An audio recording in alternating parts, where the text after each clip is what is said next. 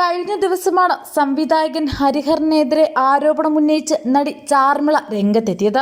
സംവിധായകരടക്കം നിരവധി മലയാള സിനിമാ പ്രവർത്തകരിൽ നിന്ന് മോശം അനുഭവം ഉണ്ടായിട്ടുണ്ടെന്നാണ് ചാർമിളയുടെ ആരോപണം. സംവിധായകൻ ഹരിഹരൻ അടക്കമുള്ളവർ അഡ്ജസ്റ്റ്മെന്റ് ചെയ്യാമോ എന്ന് ചോദിച്ചു. താൻ നോ പറയുകയും അഡ്ജസ്റ്റ്മെന്റിന് തയ്യാറാകാതെ വന്നതോടെ 28 സിനിമകൾ നഷ്ടപ്പെട്ടുവെന്നും ചാർമിള പറഞ്ഞു. നടൻ വിഷ്ണുവിനെ കൊണ്ടാണ് ഹരിഹരൻ അഡ്ജസ്റ്റ്മെന്റിന് തയ്യാറാകുമോ എന്ന് തന്നോട് ചോദിച്ചത്. പൊള്ളാച്ചിയിൽ വെച്ച് അർജുനൻ പിള്ളയും 5 മക്കളും എന്ന സിനിമയുടെ പ്രൊഡ്യൂസർ അഡ്ജസ്റ്റ്മെന്റിന് തയ്യാറാകുമോ എന്ന് ചോദിച്ചുവെന്നും അവർ കൂട്ടിച്ചേർത്തു. ഇത്തരത്തിൽ തനിക്ക് കുറെ പേരിൽ നിന്നും മോശം അനുഭവം ഉണ്ടായി. എല്ലാവരുടെയും പേരുകൾ ഇപ്പോൾ പറയാൻ താല്പര്യമില്ലെന്നും അവർ വ്യക്തമാക്കി.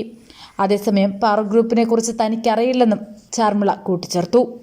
ചാർമിളയുടെ ആരോപണം ശരിവച്ചപ്പോൾ നടൻ വിഷ്ണുവും രംഗത്ത് വന്നിട്ടുണ്ട്. ഹരിഹരൻ ആരെയും ഓപ്പണായി ശല്യപ്പെടുത്തില്ല, വളരെ മനോഹരമായി മറ്റൊരാളിലൂടെയാകും സമീപിക്കുക.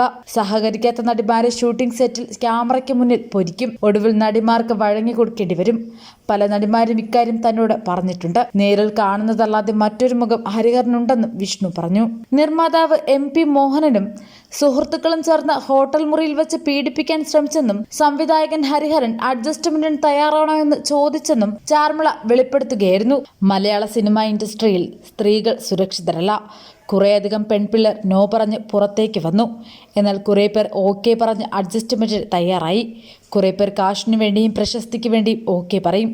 അതിനുശേഷം ആണുങ്ങളെ കുറ്റം പറയുമെന്നും ചാർമിള കൂട്ടിച്ചേർത്തു.